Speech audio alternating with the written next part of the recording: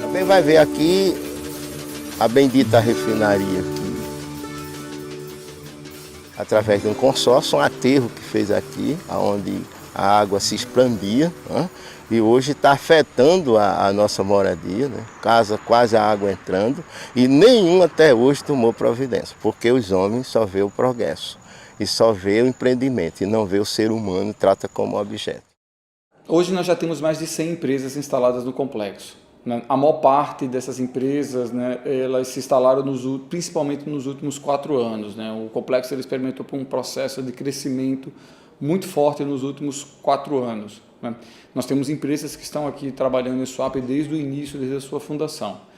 Mas em volume, realmente, o crescimento que ocorreu foi muito forte, especialmente nos últimos anos, foi quando o Suape começou a se consolidar no cenário nacional e, inclusive, internacional, e principalmente nos últimos anos com a atração de grandes investimentos estruturadores, que na realidade foram âncoras para a atração de outros investimentos. E aí se destaca o caso da refinaria Abreu e Lima, do estaleiro Atlântico Sul, que hoje é o maior estaleiro do hemisfério sul, um dos maiores do mundo, o polo petroquímico, né, a petroquímica Suape, e uma série de outros empreendimentos que na realidade serviram para atrair uma série de outras empresas, né? Mesmo considerando a grandiosa diversidade. O complexo hoje tem empresas de diversos segmentos. Nós temos muitas empresas do setor de alimentos, do setor de bebidas, do setor de materiais de construção, do setor metal-mecânico. Essa refinaria de petróleo é algo totalmente sem futuro. Daqui a 50 anos, a Suape foi concebida há 40 anos. A obra de Suape foi concebida há 40 anos. Daqui a 40 anos, essa refinaria não terá mais utilidade. Por quê? Porque o petróleo está acabando. E se não está acabando, vai ficar mais caro no futuro. Daqui a 40 anos, o preço do petróleo será muito maior do que será hoje. Isso ninguém tem dúvida. Agora, quanto vai ser, ninguém sabe. Vai custar quanto o barril do petróleo? Custa hoje perto de 100 dólares. Vai custar 200, 500, 1.000, 2.000 dólares? Ninguém sabe. É totalmente incerto o que vai acontecer. Mas uma coisa nós sabemos, o preço do petróleo vai aumentar. A indústria também puxa outros setores, como comércio, serviços. E isso foi muito ruim para Pernambuco. A gente viveu um período aí mesmo de baixa estação, vamos dizer assim. E Ceará, Bahia, ultrapassou a gente no cenário regional da economia. Então, a volta da economia industrializada é muito rica para o PIB de Pernambuco. E, sobretudo, em setores onde a gente não atuava antes, como a indústria naval, petróleo, gás, offshore. Essas áreas são áreas geradoras de muito emprego e que pode realmente nos ajudar a desenvolver a economia pernambucana. Agora, isso também tem um lado negativo, que são esses efeitos que a gente está vendo aí em Suape, sobretudo. A questão da degradação ambiental, né? É muito sério isso, né? E se a mídia estivesse ajudando, contribuindo, alertando e tal, assim, era muito importante, é muito necessário que se faça isso, né? Mas a gente vê que, às vezes, até assim, interesses econômicos que estão por trás, né, não permitem que isso aconteça. Assim, são coisas, assim, acho que a mídia, às vezes, muitas vezes, não cumpre o papel que deveria. Para muita gente é bom, o emprego, tudinho, mas para nós que estamos aqui dentro, se eles dessem um dinheiro digno para a gente sair, para viver como gente, não como afavelado, entendeu? Aí eles oferecem, disseram que se a gente não aceitar, eles batem na justiça, e aí, como que a gente vai ficar? A gente planta, a gente disse que não podia mais plantar, não podia mais limpar o terreno, e não existe isso, em canto nenhum existe isso. Muita gente de São Paulo, gente de São Paulo, Rio de Janeiro, Bahia, Minas Gerais, Salvador, assim vai, né? Tudo de fora. Daqui mesmo são pouquíssimas pessoas. Aí vem a situação dessa. Podia pegar um jovem desse, um pessoal desse, botar numa escola técnica, profissionalizar esse pessoal, arrumar uma vaga de emprego, nada. Aí vão trabalhar na beira da praia, ganham uma mixaria lá embaixo. Não tem como manter o custo de vida aqui em Porto Velho, é muito alto. Na parte da alimentação, na parte até na saúde mesmo, pronto. Eu mesmo passei esses 3 dias de cama arriado. numa chuva aí, foi ajudar um pessoal aí, estava precisando de treinar água, aquilo outro. Eu tenho aquele potencial, nunca fiquei doente. Aí, de repente, me arriei aí. Tô com a garganta ainda meio inflamada, mas tá melhor. Quando você vê hoje o município do Cabo Santo Agostinho, de Pujuca, né, com índice de crescimento populacional, onde a rede que está estruturada do SUS não dá conta para as demandas que estão emergindo a partir daí. A questão habitacional também não dá conta. Né? A questão, inclusive, da própria infraestrutura urbana também não dá conta, então você já vê que isso já está impactando. Por outro lado, a gente também já consegue perceber a mudança que isso está sendo gerada no processo de adoecimento, porque a partir do momento que a gente tem um aumento demográfico numa determinada região, as pessoas vão começar, além de estar convivendo com os agravos anteriores, que era comum daquela região, novos agravos que podem estar surgindo a partir desses novos arranjos produtivos que estão se instalando. O que a gente teve de informação da refinaria é que essa refinaria daqui ia produzir um diesel com baixo teor de enxofre, que, portanto, ia diminuir a poluição, inclusive dos caminhões que circulam no município, porque iam ter acesso a esse combustível. E que eu participei, inclusive, do relatório da audiência do EIA-RIMA da refinaria.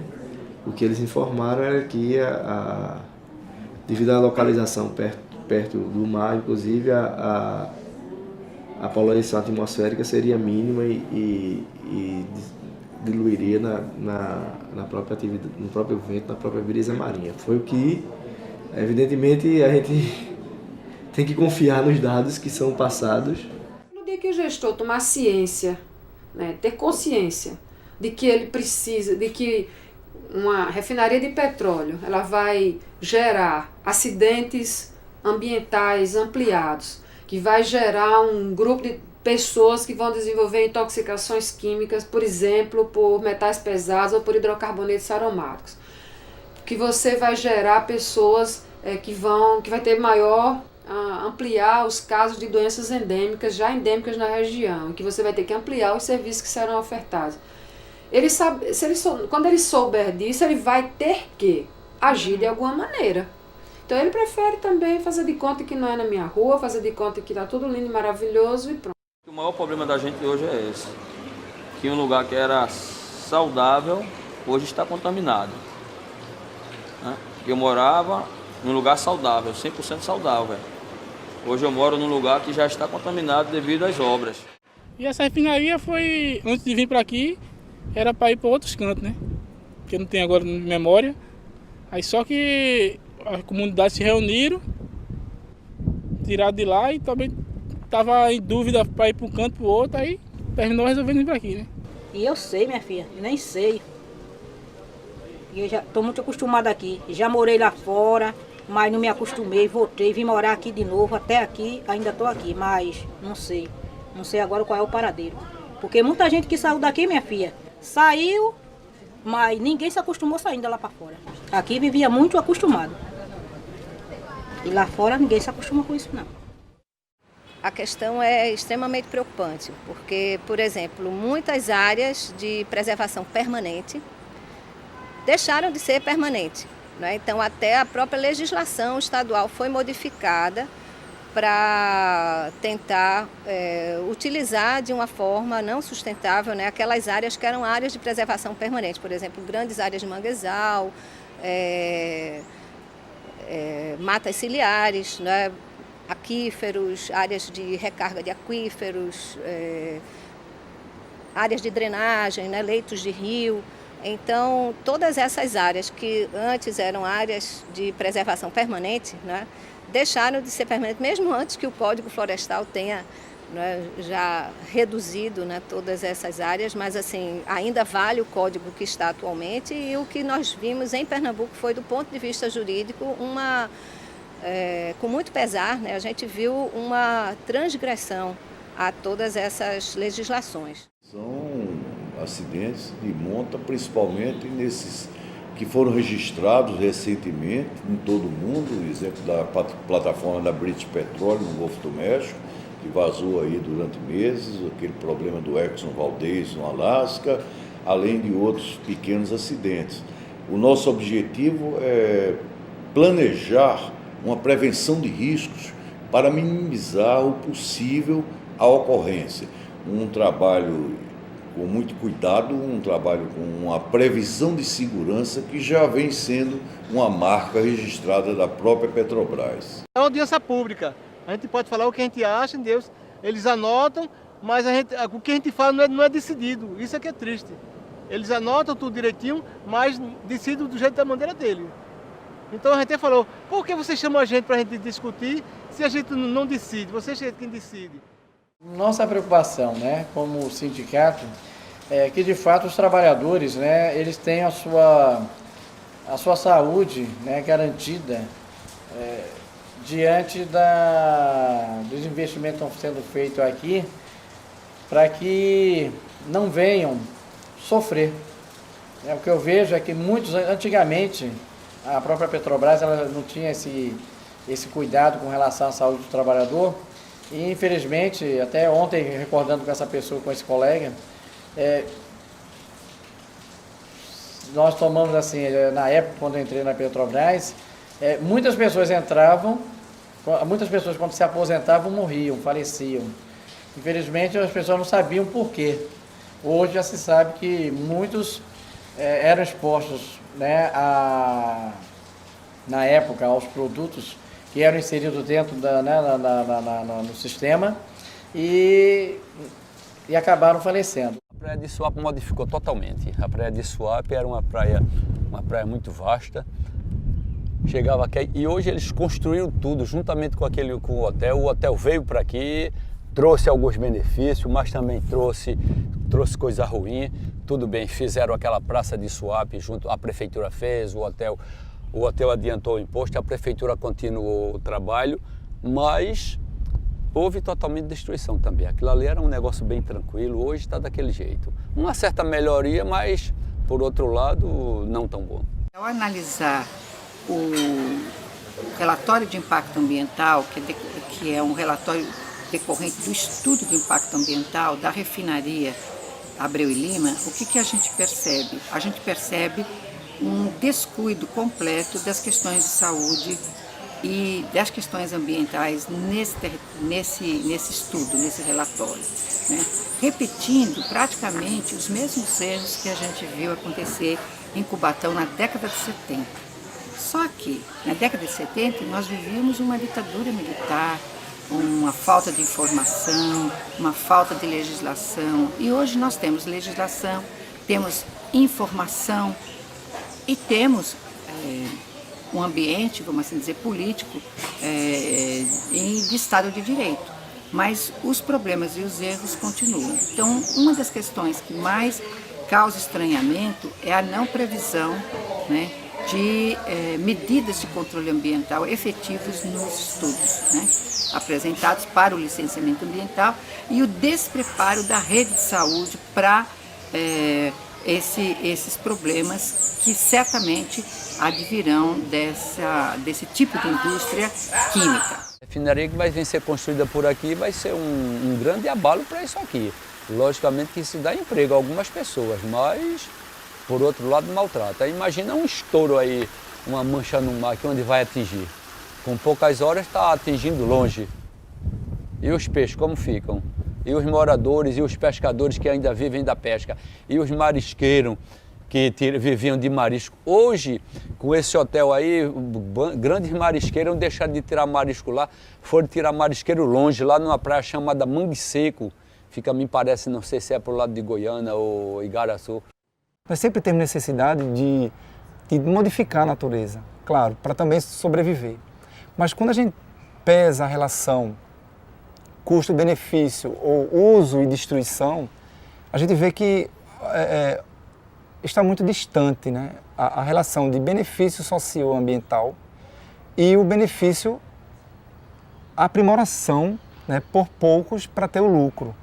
Então essa diferença ela é muito grande. Quando a gente fala benefício ambiental, né, por exemplo, socioambiental, a gente busca sempre, né, como geógrafo, a gente busca sempre o que a palavra desenvolvimento ela é bem clara, né? Porque se você produz algo, e se não for beneficiar a sociedade e também ter o cuidado ou a adequação, a adaptação à natureza, adaptação à natureza, você está produzindo e não está desenvolvendo, você está crescendo e não está desenvolvendo. Então isso é bem claro quando a gente vê uma produção em escala rápida, veloz, sem os cuidados que devemos ter com a natureza e principalmente com a sociedade que está do entorno, ou a adequação dessa população com o projeto que seja.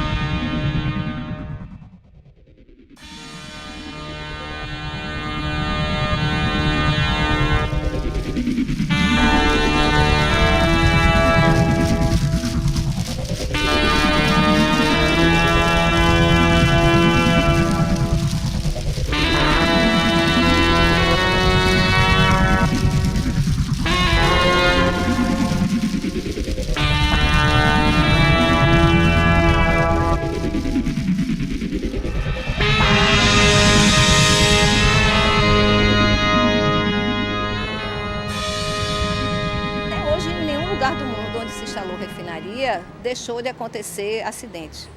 Mas mesmo que esses acidentes eles não ocorram, vamos dizer que a gente tenha em Pernambuco a sorte, né, de que essas refinarias não sofram problema na descarga, né, no transporte, você imagine o que vai ficar o nosso litoral todo preparado durante anos para o turismo, quando nós tivermos a média, que seria assim, vamos dizer, o número mínimo de embarcações.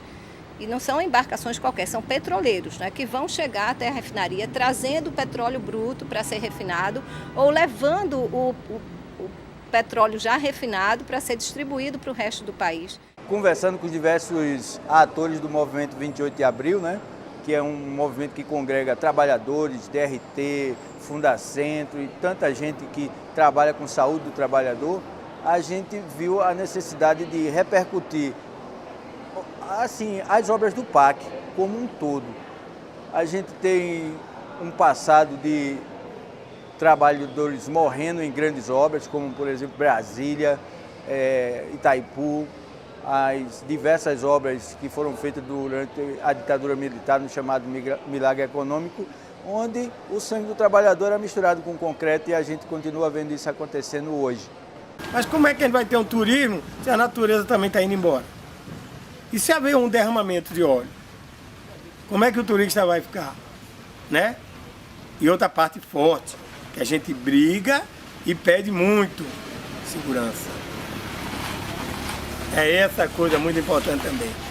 Além disso, da natureza embora, segurança. Não temos, praticamente, dizer a verdade, segurança. Uma certa preocupação e um receio acima disso. Porque todas as indústrias estão sendo montadas sempre à beira dos rios. E todas as indústrias jogam dejetos nos rios. É a preocupação, esses dejetos são tratados, de que forma são tratados. Então a gente não tem conhecimento de que forma é tratado. Então há uma certa preocupação. Né? Houve um problema com a questão da lagosta. Né? A lagosta foi rejeitada nos outros países porque foi achado nela resíduo de ferro. Quer dizer, o risco de adoecer, ele está em todas as áreas de trabalho. Desde que você trabalhe, que você está correndo risco. Um mais, outro menos. A refinaria, ela tem a sua gravidade profunda, porque aquilo é uma bomba atômica, que vai viver, vai gerar produto de incêndio. Tanto vem prejudicar o ser humano, tanto prejudicar até ser que ela vai fabricar enxofre. Né? Produz fogo. No resíduo do petróleo bruto, ele vai, no fim, ele vai gerar enxofre. E o resto do resíduo ele vai servir para queimar em caldeira. Não é verdade? Então, são inflamáveis, né? Se você parte para a refinaria, se você parte para o estaleiro, se você parte para a petroquímica, você vai... Tudo isso é progresso. E sempre progresso gera sacrifício.